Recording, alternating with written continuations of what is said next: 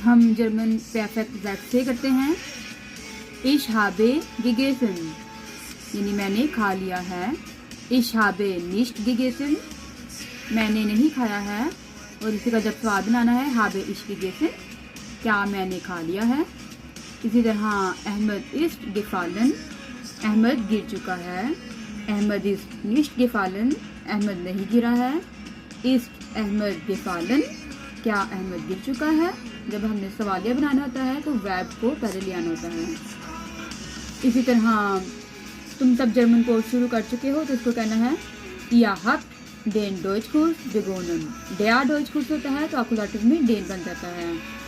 Wir haben keinen Deutschkurs begonnen, उन्होंने German course शुरू नहीं किया है। Haben die Freundinnen den Deutschkurs begonnen, क्या दोस्तें जर्मन कोर्स शुरू कर चुकी हैं।